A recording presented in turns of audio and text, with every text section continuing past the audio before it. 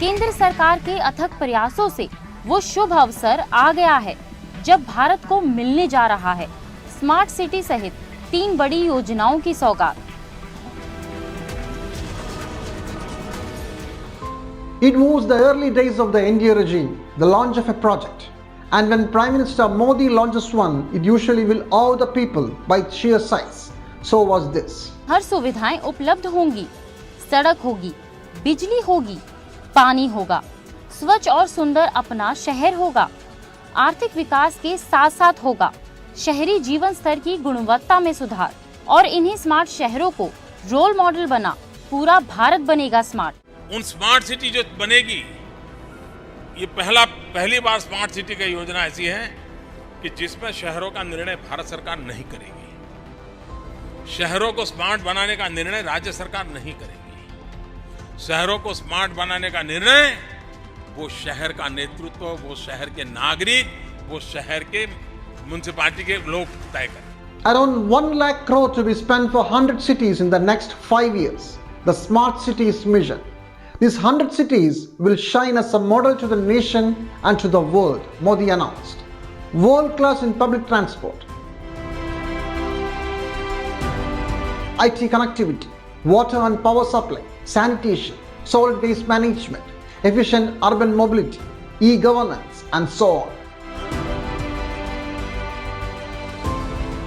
Once projects are approved, the center will give 100 crore per year. Only right is that states must also chip in the same amount, and the city administration has to find the rest of the money, which will change according to the project size. Everyone was fascinated by the idea, and soon all the cities were fighting each other to get selected. A plethora of inaugurations happened in cities across the country. लेकिन ये अभिनंदन जयपुर के लोगों को दो, उदयपुर के लोगों को दो। For events in Pune and Baroda, Prime Minister himself flew down. So when the mission was finalized, there were a total of 5,151 projects. Total plan outlay grew up to 2 lakh crore, more above the government aid. But the mission had provisions to rope in private sector to fund projects if needed. And since the cities will be elevated to world class, the administration can increase some fees and charges from the citizens. Then some hiccups emerged. Of course, we should expect that. After all, it's a huge and ambitious mission executed by the government machinery. So the time period was extended from 5 years to 7 years. Nobody raised an eyebrow. Years passed by. And now that 7-year period is over. If counted from the date of inauguration, the mission ended on June 25th, 2022. Even though the official deadline is the end of this financial year. Nevertheless, it's a time for a fact check. How did our mission perform? Welcome to the Money Trail.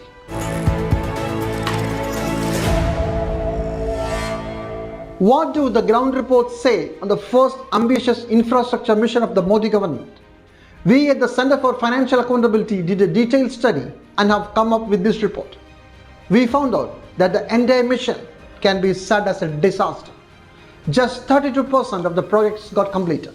Money spent just around 66,000 crore, where the original plan was for 2 lakh crore. Union government, which had committed 48,000 crore, has only spent 28,000 crores so far. State's allocation is equally worse. Just 5 cities, yes, 5 cities completed at least 80% of the projects. They are Varanasi, Surat, Indore, Agra and Chennai. And 70 cities didn't even finish half of the projects, 40% to be precise. In short, a cluster of smart, modern, shining cities didn't happen as we dreamt in the beginning. And the private players never arrived in key sectors. This debacle didn't happen out of the blue. The mission started missing the milestones from the very beginning. And when the time was up, everything added up to become a total flop. But why did this happen? Who or what caused the 2 lakh crore prestigious project to bomb? First, the scale of government funding. 500 crore per city is a huge aid from the center, but that makes the projects also very huge. And the same amount is to be paid by state, and the municipalities must also chip in money to match the scale. That means that a small municipality like Dharmashala will be treated the same as the Pune Corporation. Isn't that fair that the union government treated both small and big cities equally? Some may ask. The problem is, Dharamshala has a population of just 50,000 and Pune 50 lakhs. So what? The Dharamshala municipality has just 5 crore annual income with no surplus. They are running on loss. Dharamshala cannot contribute crores at the same ease as Pune can. Taking the example of Dharamshala Municipal Corporation, the proposal that they have submitted is around 1400 crores. And that's a big money, because if you see over a period of 5 years, the state and center will bring in together 960 or 1,000 crore rupees. For a corporation which has an income of 5 crores per annum, how is it supposed to bring 400 crores? That's just about the construction part. I think it's also important to note that it's not just about construction. The assets also need to be maintained and operated post-construction. That also needs money. Bigger cities have a different set of an agenda. Smaller cities have a different kind of a problem which they're facing. So I think some of those things probably don't fit into the mission's straitjacket approach. This is applicable for the states also. Poor states can't match the rich ones. That's why money spent by state governments in total was very less. Second, big projects need much expertise and experience which small municipalities cannot cope with. Hence, poor execution was inevitable. Thus, most of the projects couldn't even cross the halfway mark.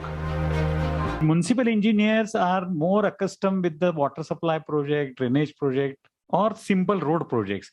But when you talk of creating a world-class infrastructure with difficult kind of a specification, even they were not able to bring out the EOI and the RFP. Third is the implementation design. A special purpose vehicle had to be formed for each city. But this SPV had more government officials and less elected representatives. And no proper consultation with the people happened in any of these elected cities. Moreover, about 75% of the special purpose vehicles formed had more budget than that of the municipality itself. A superstructure run by officials above the elected municipal committee. It's possible that the municipal system soft-pedaled most of the projects. 45 SPVs do not have any local representation. Not to talk about participatory governance, the elected representative and local body is 50% stakeholder of that company. Top of that, even municipal commissioner is not emancipated in that. He is emasculated, because when smart city SPVs got formulated, the top bureaucrats who are higher in their hierarchy than the municipal commissioner are the members of the smart city. So even the bureaucratic representative of a local body who heads the local body, he is not having a real power in that. And why were our planners more interested in spending huge money in big projects rather than implementing small projects, maybe for a better effect? Or were they more interested in huge capital investments that will benefit some others? They came to Simla, they said, we'll prepare your city development plan. Okay, we said, fine, prepare it. They said, but we don't have the money. We said, yeah, we don't have the money. You also know that. And look at the plan. The plan was made for almost 3,000 crores. The city budget was not even 300 crores. So we said, where do you get the money from? And of course, we rejected that report. That's a separate matter. So they said, don't worry, we'll get you the report. So if you see all these plans, made under the JNNURM, city development plans, city sanitation plans, city mobility plans, what are these plans looking at? So there, I mean, this is what I have always been saying, that there exists a nexus between your large transnational corporations that were entering, big consultants who were drawing these plans, and of course, and there the bottom line is that the push was for more capital intensive technologies. And let me share a few anecdotes. Take, for example, the sector of mobility. The push is for metro. And we all know, metro means 400 crore rupees per kilometer. And now every town and every city is pushing for that. Jaipur is there, then you have Bangalore, then you have, and nowhere in the world except two cities, just correct me if I'm wrong, Singapore and probably Hong Kong are the two cities which are which are earning profits out of metros. Nowhere, it's all public subsidized. Big money leads to big projects, which lead to big contracts, which means big payments. Meanwhile, there are thousands of small towns in the country which really need help. but they are left out in the cold. And for the selected 100 cities who were promised development of at least 1,000 crores each, nothing much happened, as we have already seen.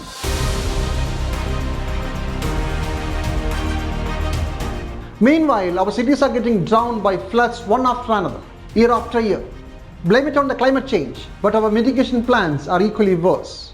Less autonomy to make city-specific plans, no new sources for revenue generation, and less people's participation makes it a perfect storm.